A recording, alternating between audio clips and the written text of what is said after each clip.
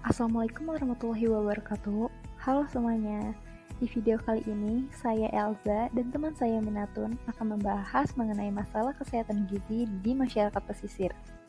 Sebelumnya, perkenalkan juga teman-teman dari kelompok kami ya. Nah, bisa dilihat di sini ada dua artikel yang merupakan contoh masalah kesehatan gizi di masyarakat pesisir. Yang pertama ini, perubahan iklim mengancam ketahanan pangan sektor perikanan di Indonesia. Dampak dari perubahan iklim dapat meningkatkan risiko kekurangan gizi. Kandungan gizi tersebut dapat menimbulkan masalah kesehatan seperti kematian pada ibu, pertumbuhan yang terhambat, dan preeklamsia. Ilmuwan dari Lancaster University mengatakan bahwa perubahan iklim merupakan ancaman paling luas terhadap pasokan mikronutrien esensial dari tangkapan ikan laut di 40% negara di dunia. Yang kedua ini, pemerintah diminta gandeng nelayan dan pembudidaya ikan atasi kerawanan pangan. Jadi, Ketua Harian Kesatuan Nelayan Tradisional Indonesia atau KNTI mengatakan bahwa peran nelayan dan pembudidaya sangatlah penting dalam menopang kedaulatan dan ketahanan pangan nasional.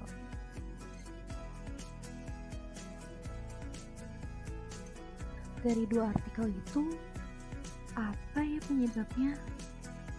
Nah, sebelumnya aku mau kasih tahu nih, ketahanan pangan ini berasal dari bidang ekologi yang saat ini digunakan di berbagai kegiatan interdisiplin yang menyangkut interaksi antara manusia dan alam. Ada hubungan ketahanan ekologi dan sosial karena unsur ketahanan sosial individu maupun kelompok sosial juga terpengaruh oleh perubahan lingkungan sosial. Ketahanan ekologi dan sosial dapat dihubungkan melalui ketergantungan pada ekosistem masyarakat kegiatan mereka. Nah, jadi apa yang mempengaruhinya? Yang pertama, modal sosial.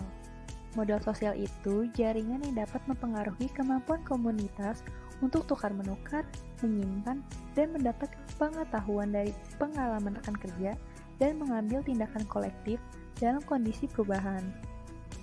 Hal tersebut dapat mempengaruhi nelayan dalam menghadapi kerawanan pangan. Yang kedua, relasi kerja masyarakat pesisir. Relasi kerja dapat menentukan proporsi nisbah yang akan dibagikan kepada para pelaku ekonomi di wilayah pesisir. Dengan kata lain, pola relasi kerja yang ada akan sangat menentukan apakah nelayan akan menikmati atau tidak hasil penangkapannya. Nah, selanjutnya, kalian tahu gak dampak apa yang ditimbulkan kalau masalah ketahanan pangan ini dibiarkan terus-menerus? Ketahanan pangan akan berpengaruh langsung terhadap pemenuhan kebutuhan pangan masyarakat. Tapi sebenarnya masalah ini tidak hanya berdampak kepada masyarakat saja, melainkan juga akan berdampak kepada pemerintah, di mana pemerintah akan mengimpor bahan-bahan pangan guna memenuhi kebutuhan masyarakatnya, sehingga hal ini akan menyebabkan uang belanja negara bertambah terus-menerus dan akhirnya membengkak.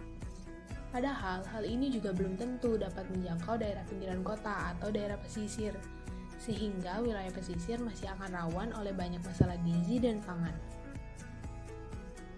Adapun ketahanan pangan juga berkaitan dengan keamanan negara karena menyangkut hubungan diplomasi antara negara Indonesia dengan negara lain. Selain itu, dampak masalah ketahanan pangan akan dirasakan oleh masyarakat. Yang pertama, memicu kelaparan, yang kedua, kemiskinan, dan yang terakhir dapat menyebabkan kurangnya gizi pada generasi muda khususnya di wilayah pesisir nelayan. Oleh karena itu, perlu adanya upaya intervensi yang dilakukan untuk mengatasi masalah ketahanan pangan. Di antaranya, yang pertama, pemerintah atau lembaga yang terkait memberikan pembinaan dan penyuluhan. Hal ini bertujuan untuk meningkatkan pengetahuan masyarakat di daerah pesisir tentang diversifikasi pangan sehingga saat mereka kesulitan memperoleh beras, dapat mengonsumsi bahan makanan pokok lain seperti umbi-umbian. Yang kedua, melakukan sosialisasi dan pendampingan khususnya terhadap ibu. Hal ini berkaitan dengan pemenuhan gizi keluarga karena jika pengetahuan ibu tentang gizi kurang, maka dapat berhubungan dengan kejadian gizi kurang pada anak. Yang ketiga, Badan Ketahanan Pangan dengan PKK dan Dinas Pertanian bekerja sama untuk memberikan pelatihan kepada masyarakat pesisir. Pemberian pelatihan ini bertujuan agar masyarakat pesisir dapat memanfaatkan serta mengelola kebun dan pekarangan rumah mereka sehingga ketahanan pangan dapat terjaga. Yang keempat, pemberian bantuan kepada masyarakat pesisir, khususnya nelayan. Seperti yang kita tahu bahwa mayoritas masyarakat pesisir berprofesi sebagai nelayan. Nah, untuk melaut saja seorang nelayan pasti bergantung dengan keadaan cuaca.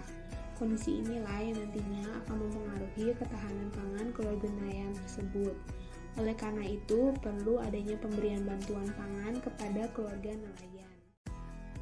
Namun, perlu juga diperhatikan terdapat beberapa faktor yang dapat mempengaruhi upaya intervensi. Antara lain, yang pertama, tingkat pendidikan masyarakat, khususnya ibu. Yang kedua, jumlah dan kepadatan anggota keluarga dalam rumah tangga. Yang ketiga, pola makan rumah tangga.